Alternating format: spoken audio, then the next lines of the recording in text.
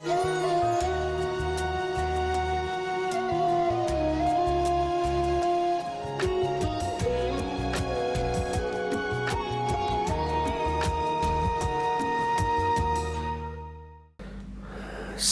से 11 प्रकार की प्रगतियां होनी ही चाहिए। अगर हुई है गुरु दीक्षा लेने के बाद इन 11 में से 5 हुई है तो आप मुश्किल से पास हुए। अगर 6 हुई तो आपके समझो ठीक है 55% मान लिए जाएंगे।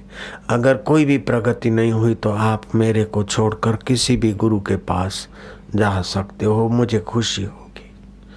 गुरु और शिष्य का संबंध उन्नति के लिए है।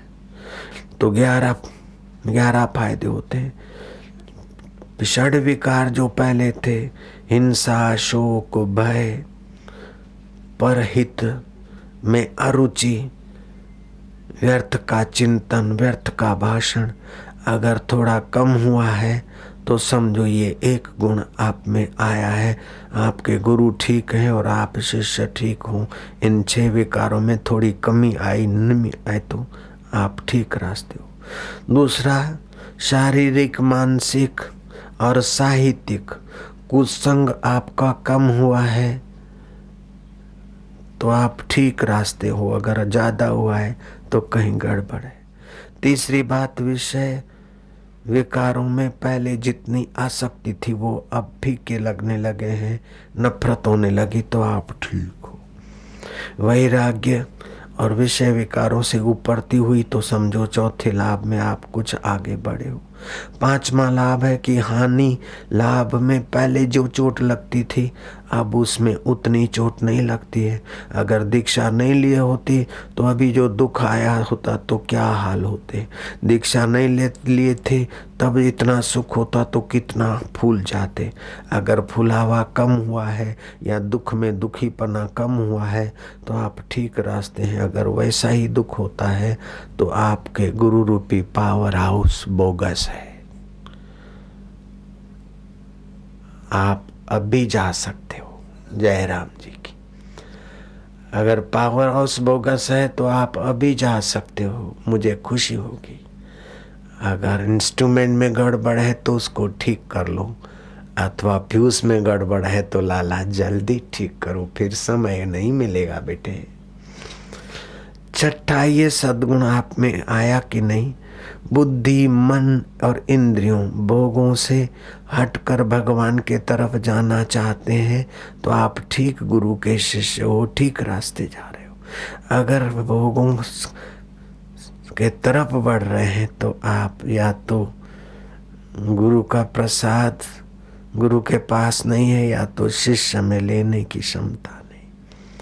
7वां गुण है कि श्रवण, कीर्तन और सुमरण में मधुर रुचि हो रही है तो आप ठीक गुरु के शरण हो, ठीक सत्संग आपको मिला है। 8वां है कि आप में अंदर निर्भयता, सत्व संशुद्धि, ज्ञान योग में स्थिति आदि देवी गुण विकसित हो रहे हैं तो आप ठीक रास्ते हो। 9वां, ये सद्गुण जांच करो कि संत और भगवान के अनुकूल अपना आचरण करने में आपको अच्छा लगता है कि संत के दोष देखने में, भगवान पर आरोप ठोकने में आपकी रुचि हो रही है तो या तो आपके गुरु में गड़बड़ है या तो आपकी खोपड़ी में गड़बड़ है।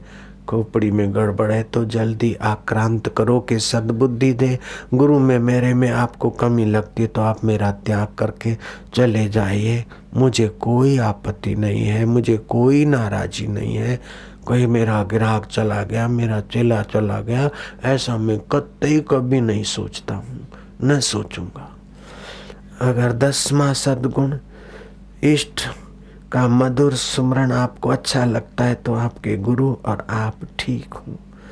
और 11वां ये सद्गुण है कि आपके शास्त्र के अनुकूल प्रवृत्ति हो रही है, दूसरे का परोपकार सत्कर्म में आपका भाव हो रहा है तो आप ठीक गुरु के रास्ते हो और आप ठीक शिष्य हो। अब जांच कर लेना ये 11 फायदों में से आपको 11 में से सभी में से लाभ हुआ है तो खुश नसीबी है। थोड़े ही लाभ हुए हैं तो 50% तो कम से कम हुआ है कि नहीं। अगर कोई लाभ नहीं हुआ है तो गुरु बोगस है। आप अभी चले जाना। आपने गुरु का सत्संग नहीं है, वो गुरु नहीं, गुरु है, मांगने वाला है, आपको देने वाला नहीं। अगर देने वाला दाता सतगुरु है और लेने वाला शिष्य है तो इन 11 लाभों में से बहुत सारे लाभ तो जीवन में हो ही जाते।